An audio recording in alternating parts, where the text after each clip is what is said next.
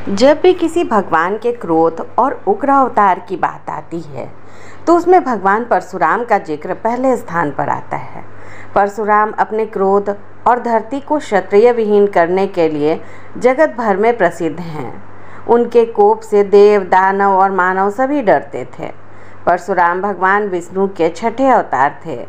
उनका नाम 7 चिरंजीवियों में आता है और वे आज भी इस धरती पर मौजूद हैं। भगवान परशुराम जी का जन्म वैशाख माह के शुक्ल पक्ष की तृतीया तिथि को पुनर्वसु नक्षत्र में रात्रि के प्रथम पहर में हुआ था। परशुराम जी की माता का नाम रेणुका और पिता ऋषि जमदग्नि थे। शुरुआत में माता पिता ने इनका नाम राम रखा था, लेकिन आगे चलकर इन्होंने भगवान शिव की घोर तपस्या की, जिससे प्रसन्न होकर शिव ने राम को कई शक्तिशाली अस्त्र शस्त्र प्रदान किए। इन शस्त्रों में जो सबसे दिव्य और शक्तिशाली अस्त्र था वो फरसा यानी परशु था। परशु धारण करने के बाद ही राम परशुराम के नाम से विख्यात हुए। परशुराम के 4 भाई भी थे, जिनके नाम रुक्मवान, सुरेख, वसु और विश्वानस है। परशुराम का जन्म स्थल मध्य प्रदेश के इंदौर से 90 किलोमीटर दूरी पर है।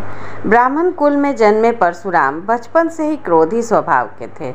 उन्होंने अपने माता पिता के अपमान का बदला लेने के लिए धरती को 21 बार क्षत्रिय विहीन कर दिया था।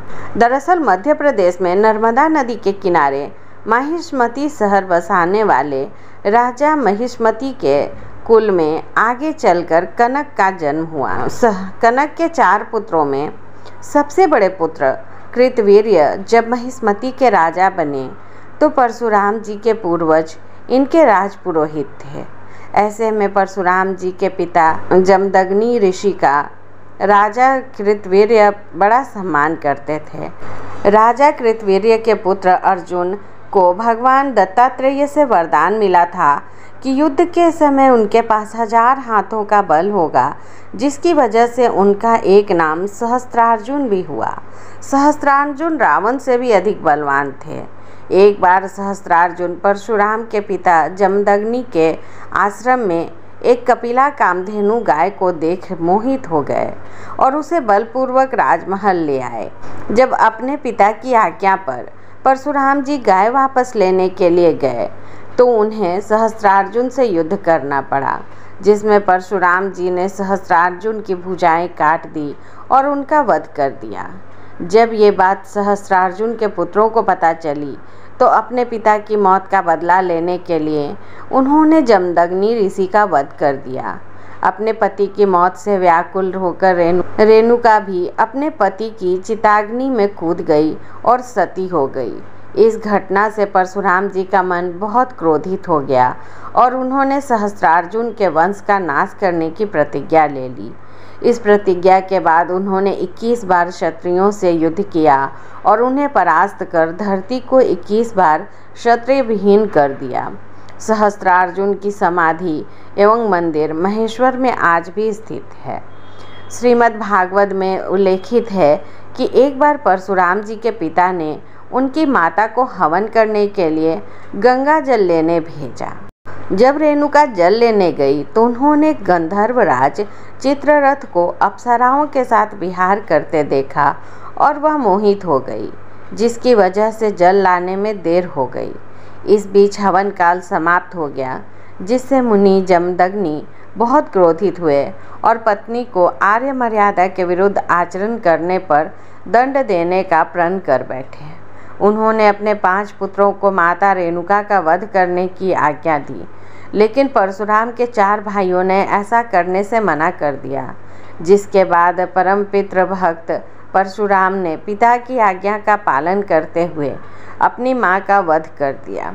कुछ देर बाद जब जमदग्नि ऋषि का क्रोध शांत हुआ तो उन्होंने परशुराम की पितृभक्ति से प्रसन्न होकर उन्हें वरदान मांगने के लिए कहा, जिसके बाद अपने पिता के वरदान में परशुराम ने मां के प्राण मांग लिए और माता रेणुका को दोबारा जीवित करा लिया। भगवान परशुराम जी के गुस्से और क्रोध का कारण भृगु ऋषि का श्राप माना जाता है। पौराणिक कथाओं के अनुसार भृगु के पुत्र ऋचिक का विवाह राजा गाधी की पुत्री सत्यवती से हुआ। सत्यवती ने महर्षि भृगु से अपने और अपनी माता दोनों के लिए पुत्र प्राप्ति की प्रार्थना की। महर्षि भृगु ने सत्यवती को 2 फल देते हुए उन्हें खाने का विधान भी बताया।